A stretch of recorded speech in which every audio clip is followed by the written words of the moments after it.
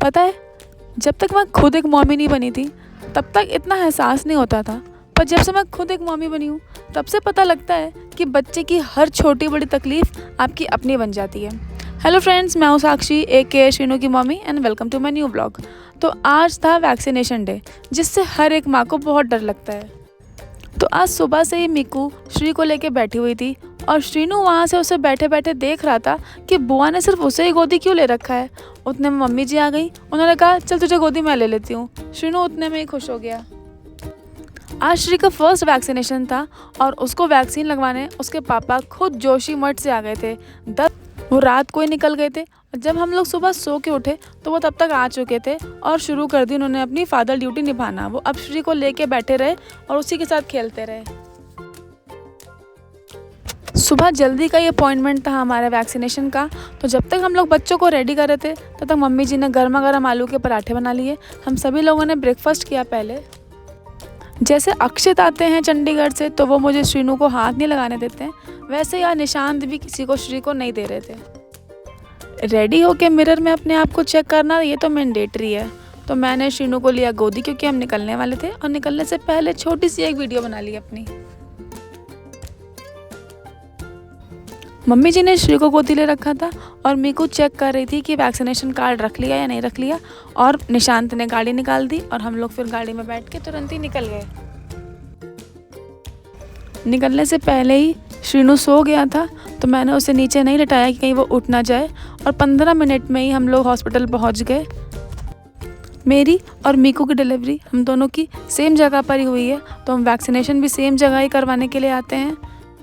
जब तक श्री के पापा ने गाड़ी लगाई पार्किंग में तब तक मैं, मम्मी जी, मीकू हम लोग चले गए ऊपर लिफ्ट से।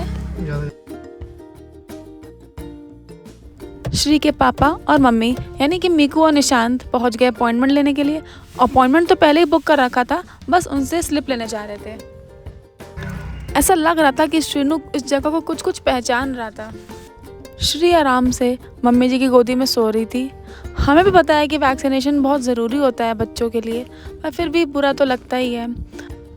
श्रीनू आराम से अपने फुफ्स की गोदी में खेल रहा था और फिर थोड़ी देर बाद वो श्री को समझाने लगा कि बहन परेशान मत हो, तुझे तो ये अभी पहली बार लेके आए हैं, मुझे तो 3 बार ला चुके हैं।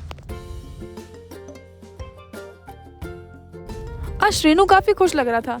उसको पता था कि आज उसका वैक्सीनेशन नहीं है और छोटी बहन को लगना है, तो वो मस्त चिल था और आराम से मम्मी जी से बातें कर रहा था।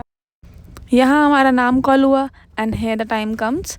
हम लोग पहुँचे डॉक्टर के क्लिनिक के अंदर। पहले तो हमने डॉक्टर से कुछ नॉर्मल क्वेश्चंस किए जो भी हम लोगों को पूछने थे। उसके बाद उन्होंने श्री को लिटा दिया, उसके कुछ मेजरमेंट्स लिए कि उसका ग्रोथ चेक कर रहे थे कि सब कुछ ठीक हो रहा है या नहीं। जैसे ही श्री को उन्होंने छोड़ा वो फिर से सो गई। आज उसे इतनी नींद आ रही थी ना। इतने में ही डॉक्टर ने प्रिपरेशन शुरू कर दी, इंजेक्शंस वगैरह जो भी उन्हें सिरिंज में फिल करने थे, और श्रीनू एक जगह रुक के बैठा हुआ था कि कहीं ये मुझे तो नहीं लगने वाले हैं।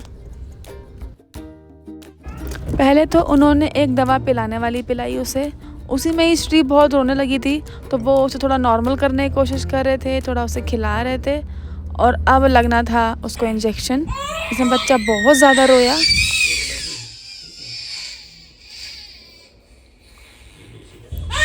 एक तरफ श्री रो रही थी और एक तरफ श्री की मम्मा रो रही थी। ये मैं रिलेट कर सकती हूँ, मेरे साथ भी हुआ है। वैक्सीनेशन के बाद हम लोग घर आ गए। श्रीनू के नेल्स काफ़ी बड़े हो गए थे, तो सबसे पहले मैंने आके उसके नेल्स कट किए क्योंकि वो अपने आप को भी चोट मार रहा था और मुझे भी चोट मार रहा था।